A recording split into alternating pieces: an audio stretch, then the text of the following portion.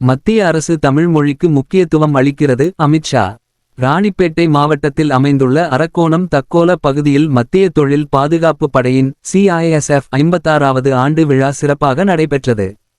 இந்த நிகழ்வில் மத்திய உள்துறை அமைச்சர் அமித்ஷா, மத்திய அமைச்சர் எல்.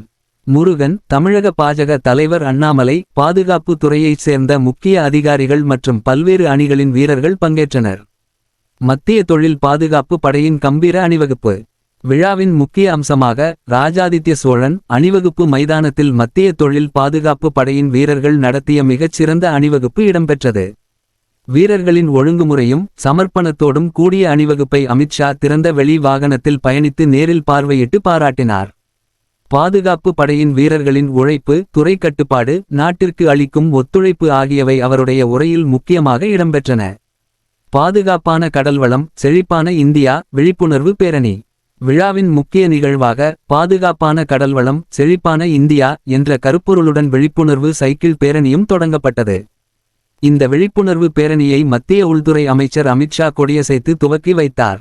இந்த பேரணியின் நோக்கம் நாட்டின் கடல் எல்லையை பாதுகாக்கும் முறைகளை விளக்குதல், போதைப்பொருள் கடத்தலை தடுக்கும் விழிப்புணர்வு ஏற்படுத்துதல், மீனவர்களின் கடல் பாதுகாப்பில் பங்குபற்றுதல் குறித்து மக்களுக்கு அறிவுறுத்துதல்.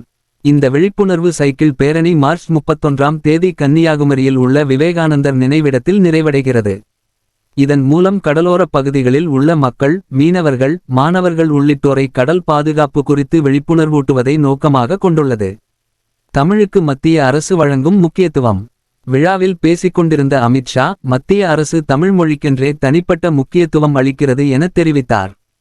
பிரதமர் மோடி தலைமையிலான மத்திய அரசு தமிழ் மொழியின் வளர்ச்சிக்காக பல்வேறு நடவடிக்கைகளை எடுத்து வருகிறது. அவர் மேலும் கூறுகையில், ஒவ்வொரு மாநில மொழிக்கும் மத்திய அரசு உரிய அங்கீகாரம் அளிக்கிறது. மத்திய தொழில் பாதுகாப்பு படை தேர்வுகளை தமிழில் எழுதும் வசதி வழங்கப்பட்டது. இதற்கான காரணமே பிரதமர் மோடி. தமிழுக்கு வழங்கப்படும் முக்கியத்துவம் தொடர்ந்து இருக்கும்.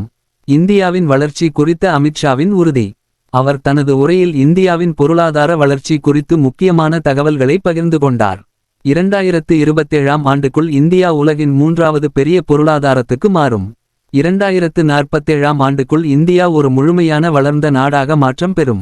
இந்த வளர்ச்சிக்கான அடித்தளத்தையே பிரதமர் மோடி அமைத்துள்ளார்.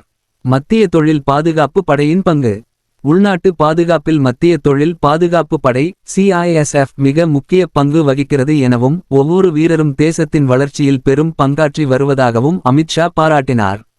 மத்திய அரசு தமிழ் மொழிக்கு உரிய அங்கீகாரம் வழங்குகிறது என்பதற்கான உறுதிமொழியை அமித்ஷா தனது உரையில் மீண்டும் ஒருமுறை வெளிப்படுத்தினார்.